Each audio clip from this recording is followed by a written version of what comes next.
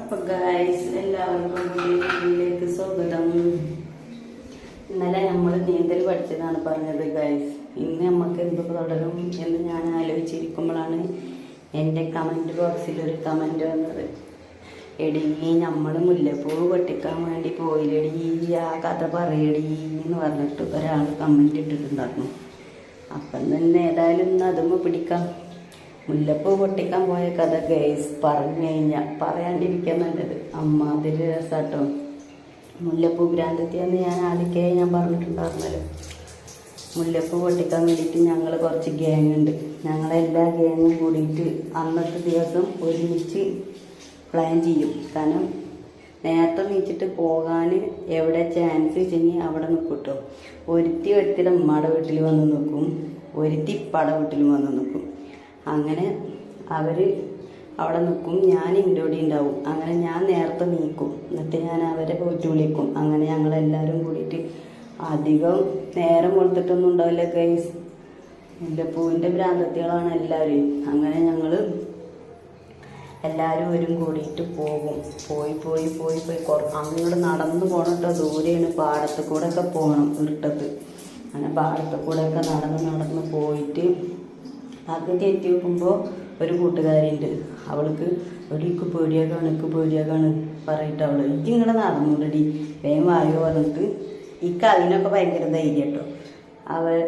അവളോട് പറയും ഇങ്ങൾ വായോ പോവാൻ നമുക്ക് എന്ന് പറഞ്ഞിട്ട് ഞാൻ അവളെ കൂട്ടിയിട്ടോ. അങ്ങനെ ഇവളെ കുറച്ച് കഴിഞ്ഞിട്ട് നോക്കുമ്പോൾ ഇവളെ കാണാനില്ല.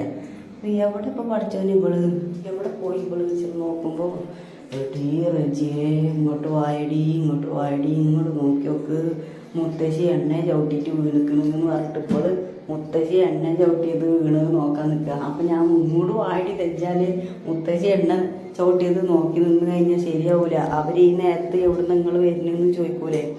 അപ്പം നമ്മൾ കുടുങ്ങും. ഇങ്ങോട്ട് വായോ, പാവണ്ട് നോക്ക്, മുത്തശ്ശി എണ്ണ ചവിട്ടി വീണി വായോ, നമുക്കതിനെ നീപ്പിക്കാറിട്ടപ്പോൾ പറഞ്ഞുകൊണ്ട് നിൽക്കട്ടോ. അങ്ങനെ അവളെ നീപ്പിക്കാനൊന്നും ഞാൻ നിർത്തിയില്ലപ്പാ, നമുക്ക് പോകാമെന്ന് പറഞ്ഞിട്ട് ഞങ്ങൾ പോയി. അങ്ങനെ പോയിട്ട് ഞാനാട്ടോ ഫസ്റ്റ് ഗേറ്റ് തുറക്കുന്നത്. ഗേറ്റിൻ്റെ അടുത്ത് തന്നെയാണ് മുല്ലപ്പൂ നിൽക്കുന്നത് കേട്ടോ.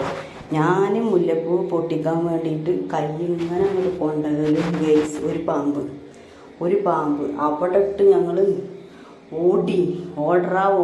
ഓടിയെടുത്തിലൊന്നും പുല്ല് മുളക്കൂല. പക്ഷെ എന്നാലും ഞങ്ങൾ വിട്ടുകൊടുത്തൊന്നുമില്ല. പിറ്റേ ദിവസം വീണ്ടും ഈ ചാൻസ് നോക്കിയിട്ട് വീണ്ടും പോയി ഞങ്ങൾ മുല്ലപ്പൂ ഒക്കെ പൊട്ടിച്ച് കുറേ പൊട്ടിക്കുട്ടോ. കോർക്കാനൊന്നും അറിയില്ല, സൂചി വെച്ചിട്ടാട്ടോ കോർക്കുക. സൂചി കൊണ്ട് നൂലുമ്മ കോർത്തിട്ട് ഒരു ഉണ്ടായിട്ടുണ്ടാവും.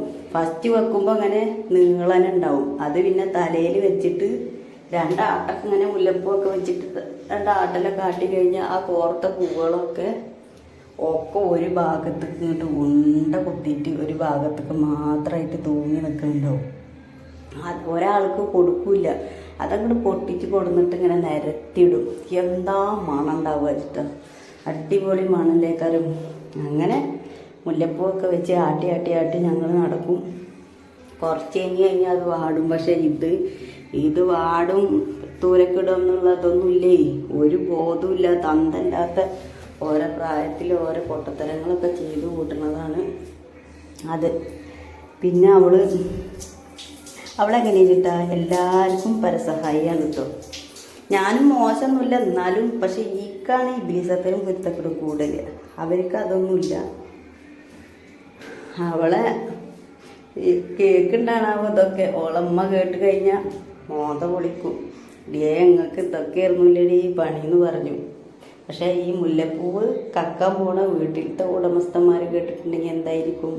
അതുകൊണ്ട് അവരെ ഡീറ്റെയിൽസ് ഞാൻ പറയണില്ല ഗൈസ്. ഞങ്ങളെ അവർ പിടിച്ച് പൊക്കും. അബദ്ധമാണ് ഞങ്ങളെ മുല്ലപ്പൂവിൻ്റെ കഥ കേട്ടോ. ഇതിൻ്റെ ഇടയിൽ നമ്മുടെ കുക്കിങ്ങും നടന്നുകൊണ്ടിരിക്കുന്നുണ്ട്. നമ്മുടെ കുക്കിങ്ങിൽ ഞാൻ ബീഫ് വെച്ചുകൊണ്ടിരിക്കുകയാണ്. പിന്നെ വാളയാണ് കിട്ടിയിട്ടുണ്ടായിരുന്നു. വാള പൊരിച്ചതാണ്. കറി മുരിങ്ങക്കായും പരിപ്പ് കേട്ടോ, നല്ല നാടൻ മുരിങ്ങക്കായ.